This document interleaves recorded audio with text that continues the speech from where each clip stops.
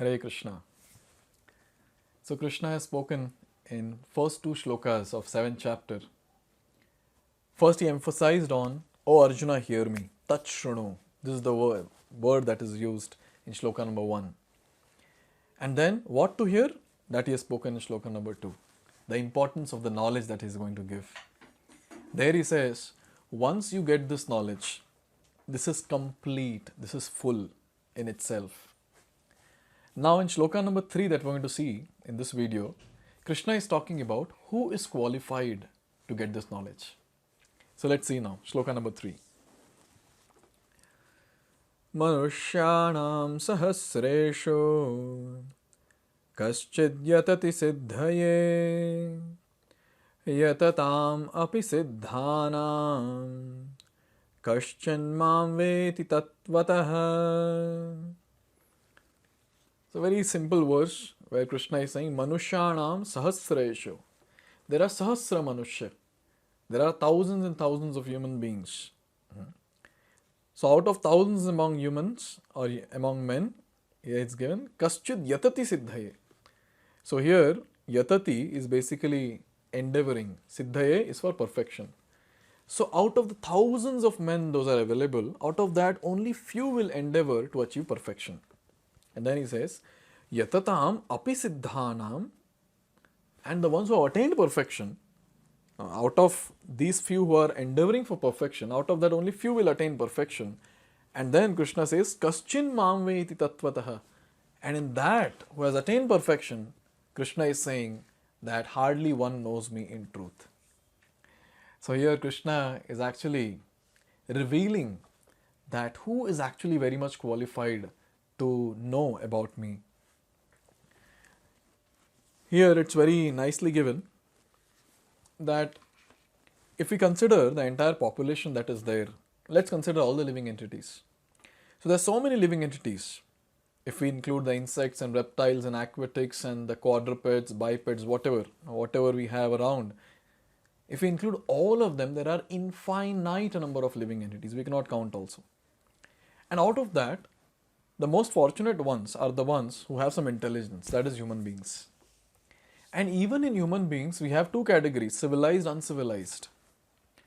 So now, who are the ones who are civilized? Now just imagine so many living entities, then in the civilized, uncivilized category, the civilized category, in the civilized category also, those people who are very much inclined towards spirituality, the ones who are inclined towards bhakti or transcendental path, there are very, very few.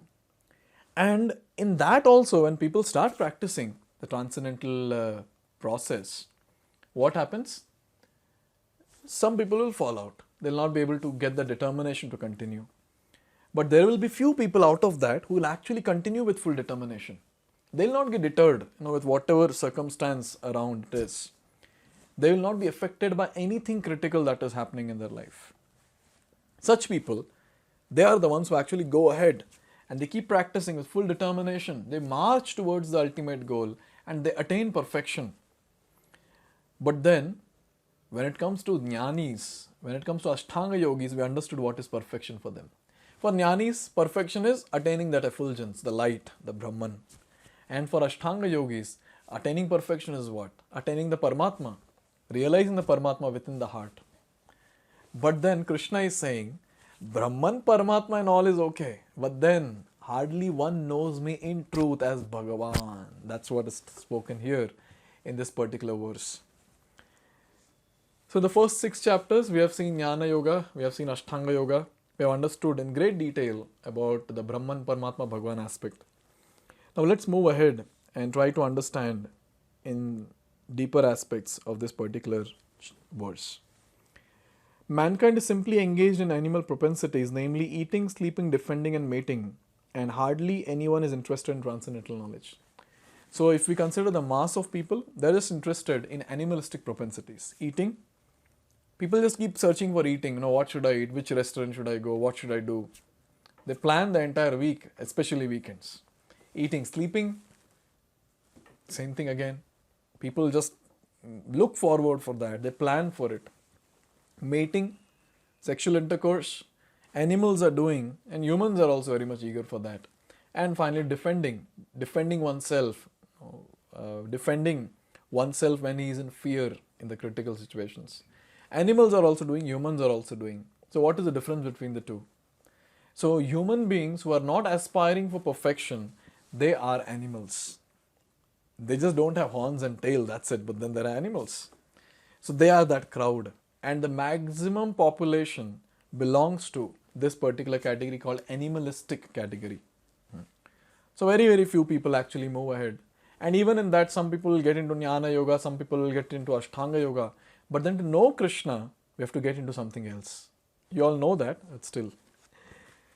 To know Krishna, one should be practicing bhakti. And what is the basic aspect about Lord Sri Krishna? Krishna is Supreme Personality of Godhead. Ishvara Sarva Bhutanam Riddheshe Arjuna Tishtati. So I'm there in everyone's heart, he's saying. Ishvara Parama Krishna Sachidananda Vigraha Anadiradir Govinda Sarva Karana Karanam. He's the cause of all causes. He is the Supreme Personality of Godhead. He is Krishna. To know Him, what is the path that we have? The path of Bhakti Yoga. But there are many people, these Jnanis, Ashtanga Yogis and others, and they'll say, no, this Bhakti and all is very, very simple. There's no thrill, in doing something simple. People who don't know how to practice Bhakti, they call it as simple. If it is so simple, why don't you follow it then? So this point is very important to understand. Those people who call it simple, why are they not following it? And why is it that when someone takes it up, why they fall out of bhakti? What is the reason then? So bhakti in itself is actually simple, but it's not easy. Because it has to be done under the guidance of a bona fide spiritual master, following the Shastra, not mental speculation. So this point is very important to understand, to realize that the process of bhakti is simple, but then it is simple and easy only when we practice under the guidance following the Shastra as it is, not by speculation. So here it's nicely given that to understand Krishna as a Supreme Personality of Godhead, as Yashodanandan, son of Mother Yashoda, or Parthasarthi, the charioteer of Arjuna, it's not possible for the Brahman realized yogis or Paramatma realized yogis, not possible. So it is said that unless one practices devotional service to Lord, one cannot know Krishna as He is, even though one is a great scholar or philosopher. So it doesn't matter what academic qualifications we have. Even after reading the entire Vedas, people don't understand who is Krishna because they're not reading it, not understanding it in the devotional aspect, in the devotional perspective. So this is a very important point to note, that who can understand Krishna? Only pure devotees. Only pure devotees can understand Krishna, who are hankering to know Krishna, who are hankering to attain Krishna. So it is very nicely said here, a very beautiful shloka from Bhakti Rasamrita Sindhu. It says, Atah Shri Krishna Namadi na bhaved grayam indriye sevonmukhe jivhado swayam eva spuratyada. Now if I want to know Krishna, what am I supposed to do? Read all the Vedic scriptures and read everything, and by my own endeavor I'll be able to know Krishna. Is that so? No. This particular shloka says we cannot catch Krishna and His different features like name, form, qualities and pastimes by our material senses. Then how can we know Krishna? If suppose you want to know which is my favorite sweet, you'll start thinking, maybe Prabhuji likes this particular sweet, maybe Prabhuji likes that particular sweet. And you might prepare something, but then I might or might not like it. What is the best way? Instead of speculation, better you come and ask me, which sweet do you like? Then I'll tell what is my favorite sweet. Similarly, to know about Krishna, we cannot speculate. We have to ask Krishna, Krishna, tell me, who are you? And so it is said, Swayam eva spuratyada, Krishna will reveal Himself to us if He is pleased with our devotional service.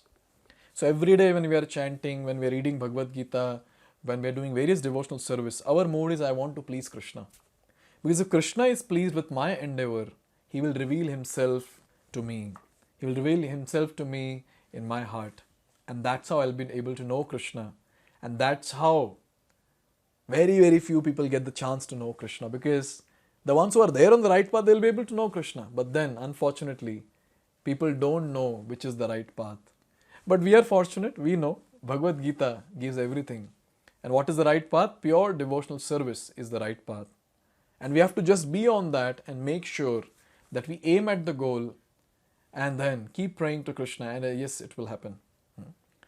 So here Krishna is saying it's very difficult to know about him. But then the best part of Krishna is he's so merciful. Now, from the next sloka onwards, he is going to talk about himself. Even if it's difficult to know about him, but now he's going to give knowledge of himself. He's going to give the knowledge of various energies of Krishna. That is, the material side, the spiritual side, and various other things. Now we're going to see various aspects about Krishna from next sloka onwards. So let's see that in the next video. Hare Krishna. Hare Krishna, Krishna